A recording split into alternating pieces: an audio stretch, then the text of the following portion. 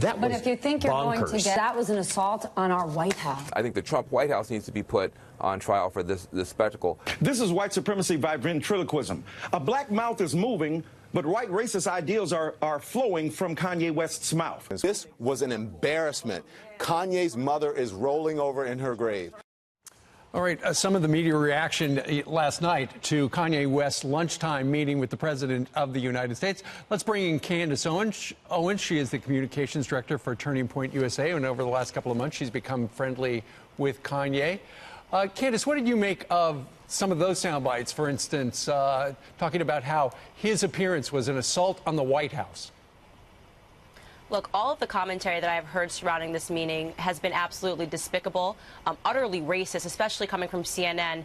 Don Lemon bringing up his dead mother as a means to draw blood from this man simply because he does not agree with liberal ideas, because he understands that Democrat policies have harmed the black community, and because he's bold enough to move the ball forward and start speaking about these things publicly. So it's been despicable, but you know what? Kanye was built for this. What is he like? I know you met with him yesterday as well. I did. I met with him just following his meeting. He is just in a very, very positive state. He's optimistic. He understands exactly what he's doing. I mean, there was a lot of happiness and euphoria in the room, and I simply said the paradigm has shifted because it has.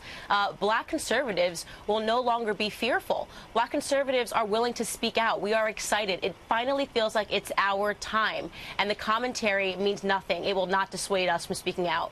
Well, it's kind of interesting because the backlash has been so enormous. You would think that maybe the word is keep your mouth shut, because who wants this blowback, Candace? Can you blame somebody for not coming forward when you get this type of retribution?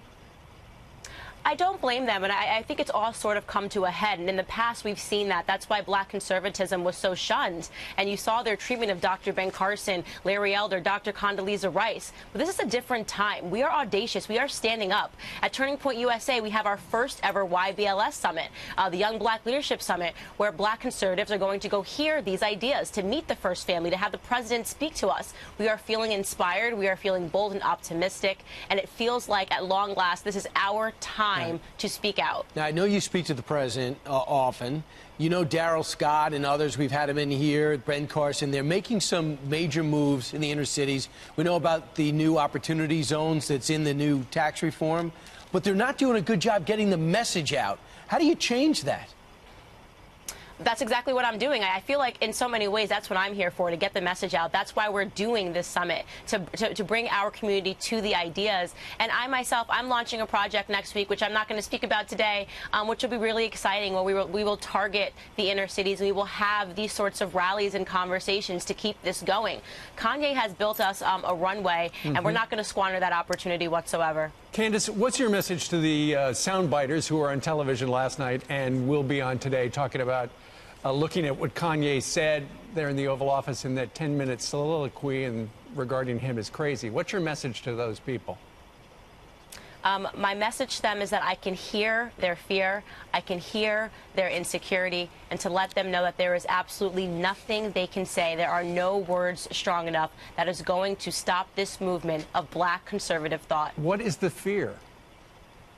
They're fearful that they're losing control and that they're losing power. It was one thing when they were surprised by Donald Trump's presidency. They were surprised by that. They thought Hillary had this. They had done so much and invested so much into her. And then America surprised them. But they never, ever, ever saw this coming. They never saw an awakening in the black community, that we might start to understand our history and to understand that they are our oppressors. They have always been our oppressors, and we will no longer let them oppress us. All right. Candace, how big is that movement?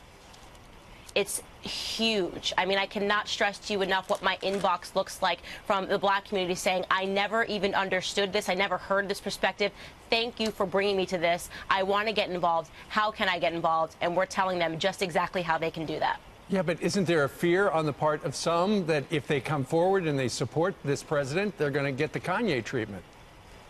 No, it feels a bit punk rock, a bit rock and roll. You know, wearing the MAGA hat, as Kanye stressed yesterday, there is something empowering about that. I wear it through airports all the time to let people know liberals cannot bully me. There is nothing that you can say that distracts me from knowing that I am correct and I have the right to wear this hat and to support this presidency. I have to ask you, what do people say in the airport when they see the hat? Do you ever get bullied?